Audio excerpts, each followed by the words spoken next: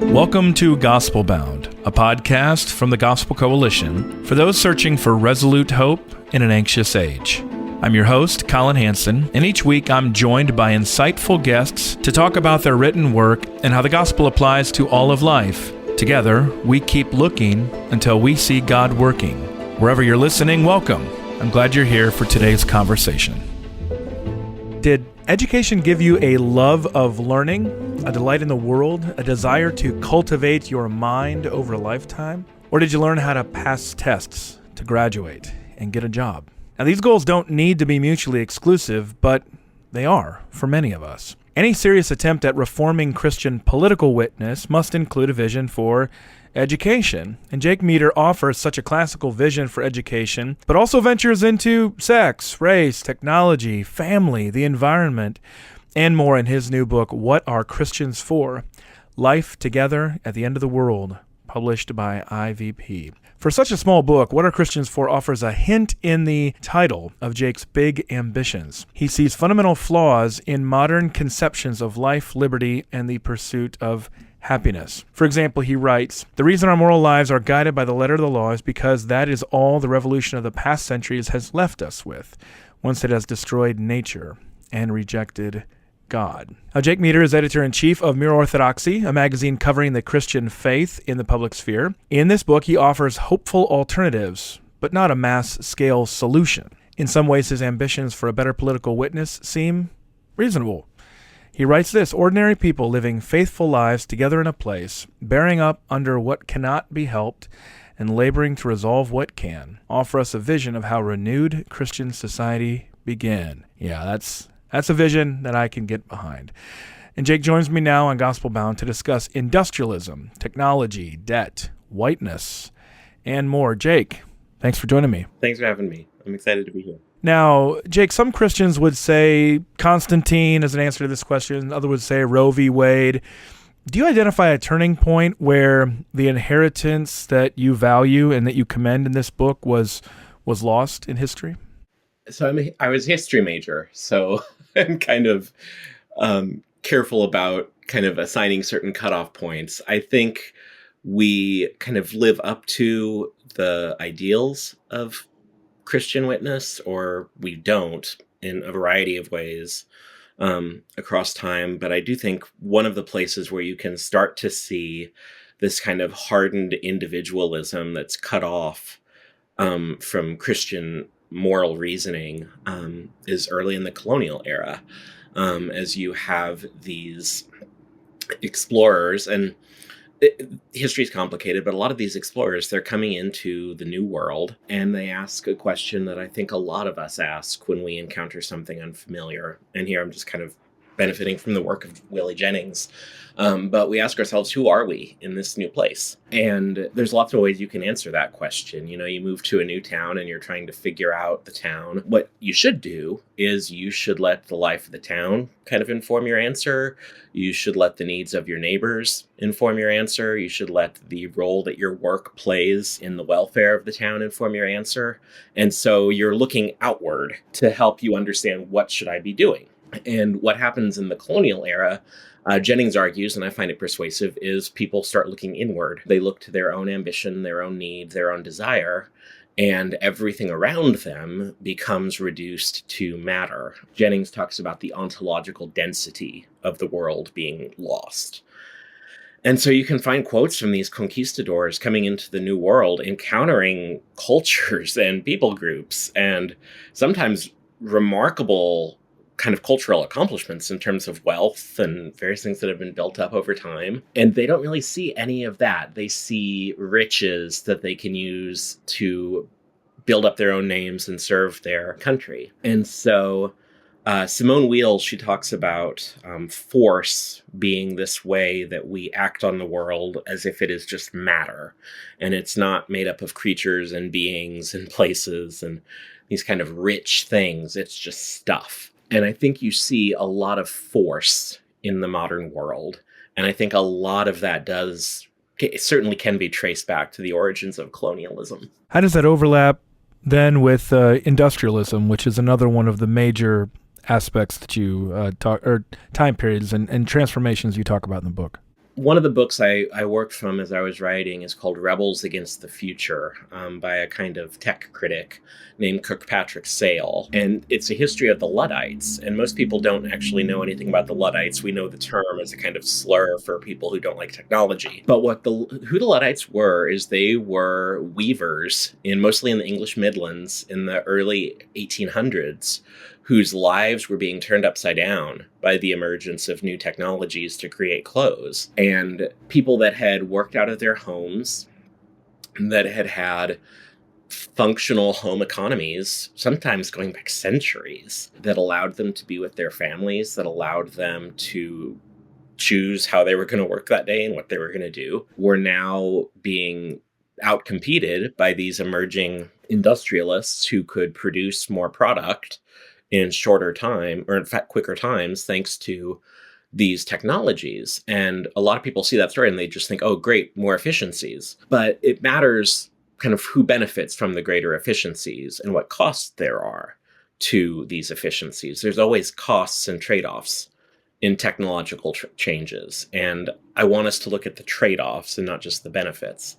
The trade-offs in this case were that a lot of people could no longer maintain their home economies, and they were drafted into factory work, and factory work was brutal. I quote from Sale just some examples of the kind of conditions that people were working under, where you could get docked like 5 to 10% of your week's pay for infractions like working with the window open, which, I mean, it's farcical, but that was their world for these Luddites. And they were receiving less pay. They were working under cruel conditions. They were away from their families. Or, I mean, maybe their families were with them in the factories, which might have been worse given the conditions. And so what I want to argue, and I also follow the lead of a historian named Christopher Dawson on this, is that the way we should think about work is that it's a means of serving our neighbors, and we evaluate our work by the role it plays within our community. And what Dawson says happens under industrialism is that work gets taken out of that communal context, and it becomes judged purely by the financial output it produces. And so there's an utter indifference to all of the other elements that are social elements affected by our work, which I think you can see carrying into our own day. Like today, when we think about our work, we usually think of how do I make money? And we judge the quality of our work and whether the job is good or not, in large part by how much it pays us. And for a lot of people, they do that out of necessity because of cost of living. But what I want to say is that there's some pretty significant losses when work is extracted out of homes, out of neighborhoods, out of the Commonwealth, and it's simply kind of stuck in the market. And it has all kinds of ramifications for the rest of society. But because of the way we've defined work, a lot of this stuff gets insulated because, well, but the market made me do it, is kind of the line. You see this in Christian higher ed a lot. Schools that are getting rid of programs foundational to the mission of a Christian university. And their argument is, well, the market made us do it. I know of a situation, a Christian employer pays very poor wages to a lot of his workers and just feels fine about it because, well, it's the market wage. And like in one case, I had a friend whose wife was working at a grocery store to help them pay the bills. And it would not have taken a lot for that worker to have been in a better spot. But, well, the market said. And so there's this kind of blindness that I think industrialism gives us when we turn to kind of the broader consequences of how we work, because it isolated work within the market and tried to extract it out of the rest of life. Yeah, in this sense, Jake, your book reminds me quite a bit of Alan Noble's recent work in the sense of your focus on how these things affected women in particular. You want to dive a little bit deeper on that? Yeah. So one of the things that then happens because of this over time is a lot of the abuses of factory work start kind of getting quote unquote worked out in the West. Usually they get worked out just by kind of exporting all of the problems to the colonial world. And so we conceal a lot of the worst kind of work that our way of living creates because it's often Bangladesh or China, and we don't have to see it, so we don't think about it. But industrial style work extracted from the home starts to become really remunerative for men. It becomes very enjoyable for men. I mean, think about kind of the world of like a Mad Men. These guys are paid extremely well. They have very cushy jobs. They go off into the city and have fun all day. It was pretty alienating for the spouses of these people that were benefiting from that system. And so what you had was you had some women were working as kind of the underclass as servants. This is especially like if you think about the South, women of color, but then also even the women who were comparatively well-to-do would find themselves in these homes all day that weren't really thriving economies anymore with good work to do. They were kind of consumption centers, and it felt very alienating to many people. This is the whole kind of animating spirit behind Betty Friedan's feminine mystique. Is the book opens with this scene of the kind of cliched white suburban housewife of the 60s laying in bed at night feeling like, is this all? Because she theoretically has it all, but doesn't find it very satisfying. And so this then creates, this is kind of the logic that gives us the modern sexual revolution, because the way that we worked this out was we brought in the pill, which now made it possible for women to have greater control over their own bodies so that they couldn't get pregnant, so that they wouldn't be tied to the home. And so the argument I make in the book is that it should tell us something, that every time a new problem emerges because of this extractive, violent, forceful way we've developed of living in the world, every time a problem with that develops, the solution becomes, well, more force. We effectively have to sterilize our own bodies to make this way of living work. And I think that's a really sad, dehumanizing thing. And we're now starting to reap the fruit of that as you see plummeting birth rates, especially a lot of people my age. I'm 34. A lot of millennials now are starting to kind of get to a point in life where they're at the age where normally you'd have a few kids in the past, and they don't have any kids. They may or may not have a job they're very satisfied with. They've moved away from home, probably, if they had a home growing up.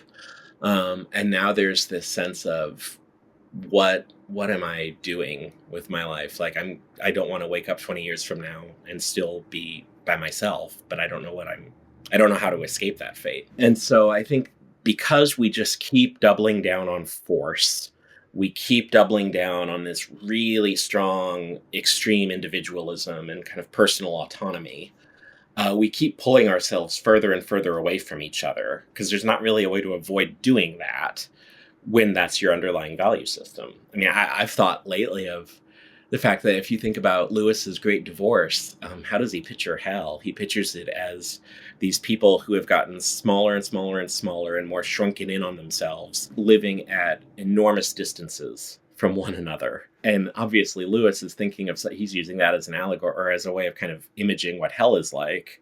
But it's actually not that far from the truth of how a lot of people in the West have to live today, because of the way we have structured our society and our culture. Well, along those lines, Jake, maybe go ahead and explain the significance that you describe in the book of the shift from family to state, from peace to coercion or force, as you're talking about there. The way a lot of early Reformed thinkers thought about politics is they said, okay, people cannot actually sustain their own life in the world on their own. It's not possible. You will eat food that other people grew. You will wear clothes that other people made. You will live in a house that other people made. You can't be fully, completely, absolutely self-reliant. It's not possible. And so if we have to be in relationship with other people, the work of politics is structuring those relationships in ways that they are mutually beneficial rather than parasitic, where one person is just leeching off another. And so that's kind of the underlying idea of what politics are, according to at least the early Reformed people that I've read. Now, within this, they would argue that the family is a unique type of community because the family will naturally reproduce itself. Things like local Christian congregations or governments or businesses, all of these things are Like one day it did not exist, and then the next day people made a decision to form this new thing together, and now it does exist. The family is different because families will reproduce themselves naturally across time. And so there has to be like that. You start there. So just even right there, I think you can look at where we are culturally now on marriage. We're not there anymore. Implicitly in the Obergefell ruling, what the Supreme Court is saying is that now the state says what marriage is. The older idea was that the state recognized marriage, but the state didn't define it because marriage was this naturally occurring community that kind of arose out of the creation. And so already with something like same-sex marriage, we've redefined the relationship between individuals and marriage and the state in a way that has foregrounded the state and foregrounded coercive power and backgrounded the love and affection and care that is central to the marriage relationship. So that's big. Another thing, though, that we get when we look at marriage in this way, marriage makes it, particularly having children, makes it very hard to maintain the idea of autonomy. I think about in the Confessions, one of the more moving early passages is when Augustine is talking about how his mother cared for him before he was even aware of the fact that he was being cared for. And he cried out, and that inarticulate cry called forth care. We enter the world only because of the care of people that go before us. And not, I mean, most literally our mothers, but I'm where I am because of the labor of my grandparents and my great-grandparents and the work that they did to maintain their families and to make a certain kind of life possible for their children. You can't maintain the idea of individual autonomy with any kind of seriousness if you spend a few minutes thinking about the life of the family. And so when the life of the family is backgrounded and it is now made subject to and even defined by the state, when life becomes a choice because of rampant widely available contraception, when all of these things happen, you're in a way that a lot of people don't realize because it's all happening beneath the surface. You're shifting the way people imagine their place in the world in a fundamental way that is deeply against nature. And yet, because of our technology, because of our choices that we make, we've figured out ways to try and kind of like obscure how unnatural all of this is, and to somehow kind of try to make it seem like it works, even though it doesn't. This would probably be a good place for me to ask, Jake, why you oppose debt-free living. Watch out, Dame Ramsey. Here comes Jake with the opposite approach. Well, I mean, so like, if we're talking about just being responsible with one's finances, obviously I have no objection there.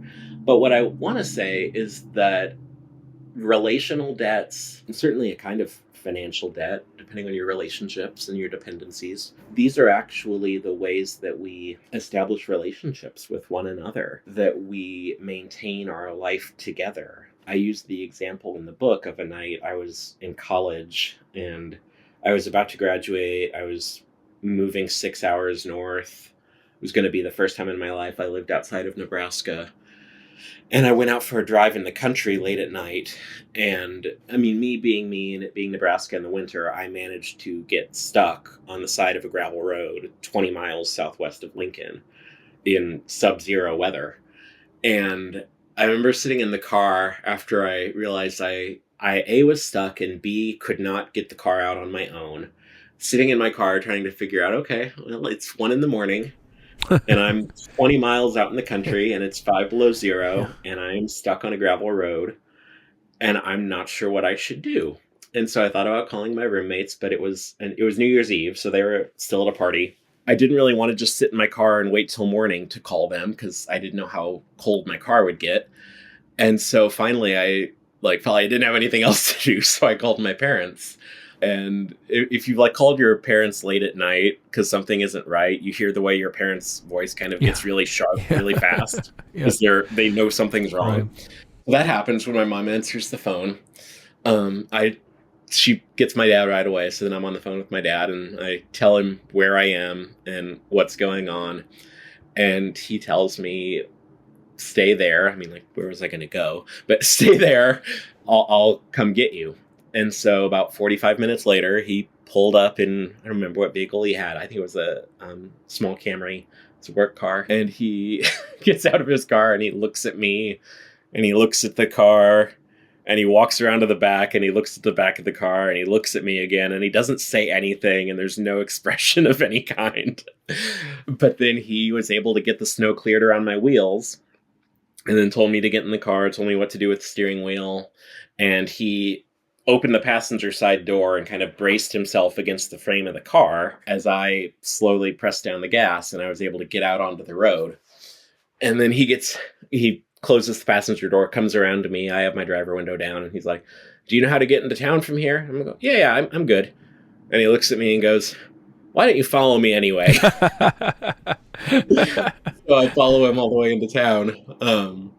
But then what was really beautiful is we stopped at a gas station so that I don't remember what, we stopped at the gas station. We both get out of the car and I tell him thank you for like the 17th time. And he said something like, "Well, I had a Jeep when I was your age and I got it stuck way worse than that. And my dad always came and got me." And so he was trying to make me feel better and not feel so guilty about having him come out at 2 a.m. in sub-zero weather to dig me out on a gravel road. But I also think there's something really profound there. I received care from my parents all my childhood and into my young adulthood. And so now I'm a parent with a child who's a young adult and they need help. And so I honor my own parents by giving my child help in the same way they gave me help. You could almost look at it as a way of fulfilling the commandment to honor your father and mother. And so I think because we can't live truly autonomous lives, we're always going to be in relationships of either being debtor or dettee. And that's actually a good thing because it is just inherent in being human that we can't sustain ourselves. And so we need the help of others. And sometimes we receive that help and sometimes we give it. But a world where we weren't able to give and exchange that kind of care would be a deeply inhumane place and be a very sad place. And so I think that kind of indebtedness that we incur across generations is a really beautiful and life-giving thing. Got a couple more big questions here with Jake Meador, author of What Are Christians For? Life Together at the End of the World. Got to be my award for best subtitle of the year. Love it, Jake. All right, first the last two big questions. I suspect that I expect you realize that your account of whiteness will be controversial, at least among some readers. I think you've alluded to it already, though you didn't describe it as whiteness earlier in one of your answers. But what makes whiteness so important to your argument and what you're trying to accomplish in this book? I try to purposely be very careful and deliberate in how I use the word, because I know it can be very imprecise and it can be very incendiary. And so I think it's a concept that's actually really helpful, but it's one of those, you have to use it the right way.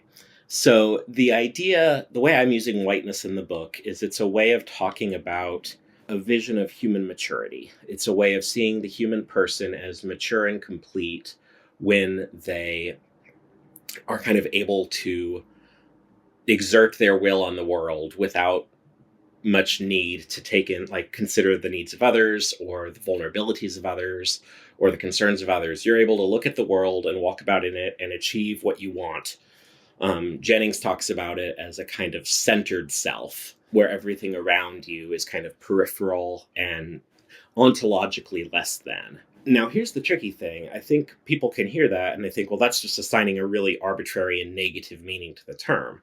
But the thing is, that's the way that the word was talked about by white people historically. Jennings has some examples that I cite in the books from the explorers in the early colonial era, but I've done a lot of work on African history, and it's all over in African history.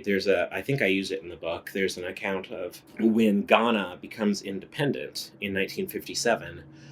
Tons of people from the West go over there for the independence celebrations because Ghana was the first African colony to become an independent nation. And so Prime Minister Macmillan goes from the UK, Vice President Nixon comes from the US, actually wiretaps some foreign dignitaries' hotel rooms while he's there because Nixon.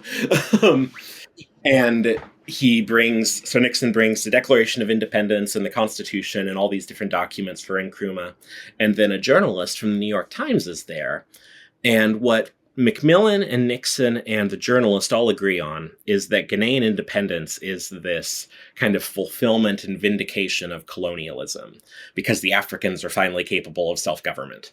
And the way that Anne Fremantle, the journalist from the Times, describes it is that it was the fulfillment of, quote unquote, the white father's work in Africa. So there was a sense in which they're saying, like, these Africans are finally white like us. They can govern themselves in the same way that we can. There's another really telling moment. This is from 50 years prior to that, or 60 years actually, when William McKinley is trying to decide what the U.S. is going to do in the Philippines. This is after the Spanish-American War is over, and the U.S. is now effectively in control of Cuba, Puerto Rico, and the Philippines, because we took them from Spain in the war.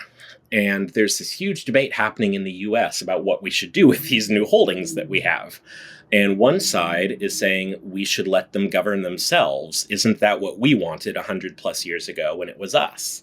And there was another side, Teddy Roosevelt's side, saying, no, we need to seize these for America. We need to build our empire. They're not capable of self-government anyway. And there's this scene that McKinley describes in his journals where he is agonizing over this decision. McKinley was a pretty devout, pious Christian, so he describes praying about what God would have him do in the Philippines in particular. And his conclusion is that the Filipinos, not being white, are not yet ready to govern themselves. And so they need the guidance of America to help them kind of prepare for independence. So what's interesting about it is that these white folks that are talking about being white, they're not really using the term in a kind of essentializing way. They're using it in precisely the way Jennings talks about. It's this kind of imagination of what it means to be a mature person capable of living well in the world. And the Filipinos, who had a head of state, who had a constitution, had as much as we did when we declared independence from Britain, were not capable of that in McKinley's eyes. And in his own words, the stated reason is they were not white. So it's this thing where I'm like, if I thought Jennings was just making it up, I'd be more hostile to the use of the term. But I look at these primary sources from history, I'm like, it's just the way Teddy Roosevelt talks. It's the way McKinley talks. It's the way a lot of American journalists in the 50s talk about independence in Africa. Whiteness is a more complete form of the human person. And I think it's an important thing to talk about because it shapes the way that we imagine ourselves, even today in some ways, I think. You can have a kind of very condescending relationship to people of color if you have this whole conversation going on in the back of your mind, even if you don't realize it. And I think you can see that historically, even in a lot of the ways that Americans approach things like short-term missions. There's this sense of which we're kind of like going to these majority world places and trying to elevate people to our level of maturity by making our way of life available to them. And so I think it's just important to talk about for that reason. But then I actually also think if whiteness is this kind of centering of the self, it's a refusal to give nature a voice, which Jennings talks about, then actually that's also going to be really friendly to a certain kind of natural law argument about how we imagine the human person. And so in my mind, I think I'm still arguing with a lot of people about it. But to me, I look at that and I'm like, okay, one of the big problems we have right now rhetorically for Christians in the US is that racial justice and LGBT plus causes get lumped together as being the same fight. But actually, if whiteness is this kind of centering of the self and indifference to neighbor, indifference to place, indifference to anything outside of your kind of inner authentic self, well, the place where that idea is being used today is to defend same-sex marriage, abortion, all of these socially progressive causes. And so I look at that and I'm like, the underlying logic of the colonialists that was so deeply racist seems to me extremely similar to the underlying logic of social progressives today. And you have that actual colonialism still going on today, with money involved from Christian denominations to political groups when it comes to African Christians on sexual issues, right? Well, there was a absolutely delightful op-ed. It was maybe 15 years ago, but I remember seeing it in college and just getting a kick out of it. I think it was a Ugandan cleric in the Anglican Church was in London for a gathering of the Global Anglican Communion. And he wrote an editorial for a local conservative paper in London accusing all of the Church of England and Episcopalians of colonialism because they were trying to tell all of the conservative African Anglicans what they need to believe and teach about sexuality and gender. And this bishop, I think it was a bishop, was like, no, we're not doing the colonialist thing again. We're over that. Stop. Yeah. Yeah, that's what I mean. That's an interesting observation there. Last big question that I have here is really part of the positive vision. I quoted from some of it in the introduction there, but the really compelling positive vision. I think a lot of the discourse that you and I have both been involved with for the last 10 to 20 years, I would say, has struggled to figure out how to build kind of a conservative notion of community with some of the more progressive notions of mission, try to bring them together. It seems like those impulses to retreat, but also to advance, they seem contradictory. One of the things I love about your book is that you connected them, and I could not be more convinced that they have to be connected. And so my last big question then is, why does the most daring outreach demand a strong central community? Because Christian outreach is difficult and can't be done well on your own. The Christian life is difficult and can't be done well on your own. So when your communal center is strong, you are better positioned to take risks. You're better positioned to do hard things because you know there's going to be someone there to support you and catch you if you fail. And so when you have a really strong base to work out of, it becomes much more plausible for you to attempt seemingly crazy things in the name of reaching others for Jesus. Just to use an example, I know I used this in one draft of the chapter I'm thinking of. I don't know if it actually was in the final or not, but I have some friends that are part of a radical Anabaptist community where they you join the community and you renounce private property and you take a vow of poverty and vow of obedience, and it's kind of a lay monastic thing. And they live in community together. They've got communities all over the world. They're called the Bruderhof. But they had a speaker who was from, I think, Germany originally. And he was over in the US speaking. He had written a book with their publishing house. And while he and his wife were here, one of them got really, really sick. And they were trying to figure out what they could do to take care of this couple that were over here from Germany, because they hadn't bought traveler's insurance before they came over. And so they didn't want to go to the hospital if they could help it, because he's a writer. They don't have tons of money, and they know how American healthcare works. It could become extremely expensive to receive very basic care. And what the Bruderhof was able to do was they had a doctor in one of their communities, and she just took off and spent a week staying at the hotel with this couple, monitoring them to make sure they were okay. So if they really did have to go to the hospital, they could get them there. But if they could avoid going to the hospital by having a medical professional giving them round-the-clock care, they could do that, and it wouldn't cost them anything. And they were able to avoid having to have anyone get hospitalized during this whole thing. And the only cost ended up being that they were back home a little later because they had to change flights while they were still recovering. But the reason they could do that is because that doctor had other doctors in the community, and she could say, I need to go take care of this person for a few days. Can you guys cover for me? And they have the ability to say yes. I think what happens a lot, and it's not just for Christians, it's just kind of life in the society that we've created. A lot of people want to be able to provide care for someone close to them that needs it. But there's nobody for them to go to them and say, I need to go take care of this friend or loved one. Can you cover for me? And it's okay, because there's no margin, because everybody, again, is working on their own. And so when something happens that requires extra attention or extra care, you're in trouble. I'm very grateful. When my dad spent a month in the ICU 6 years ago, and when that happened, my company was very kind to me, because I remember I mean, I was at the ICU every day for like 2.5 weeks at the beginning of it all. And after the first 2 or 3 days, I wrote to my boss and I was like, I don't know what you want to do with my PTO, but I know I'm going to be out of PTO by the end of the week. So how should we handle that? Can I just work remotely, or what do you want me to do? And my boss just said, I'm not going to have you use your PTO for something like this. You take as long as you need and we will figure it out here, because this is more important. So when I was in that crisis moment, I was very, very fortunate to have a very understanding, accommodating, humane Christian, as it happened, boss. A lot of people in that spot don't have that situation. And so they get put in these really impossible situations. Um, and that's just with, I mean, the basics of providing care. Now think about if you wanted to attempt a kind of Labrie type project today or something like that. It's just hard. That's just a hard life. It's hard to do well. And if you don't have people around you, you better hope you have freakish capacity like Francis Nita Schaefer did, or Yeah, otherwise right.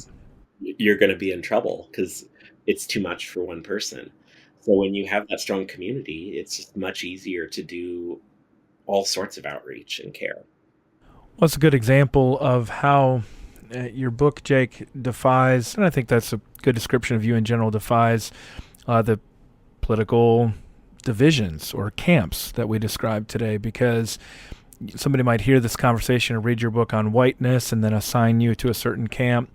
But then when you actually dig deep and you talk about your commending of these communal values, well, in part, the reason we have to put this into place is because of what we're facing with transformation in our culture, including on sexual issues.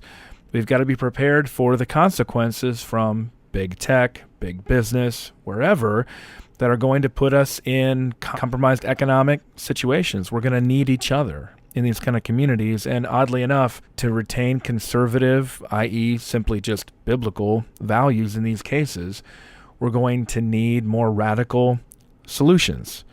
At least that's how I understood in part what you were trying to do. Is that fair? Yeah, no, I mean, I have a friend recently who was going through some DEI training with his employer and got to some parts of the policy that he just felt like he could not sign off on.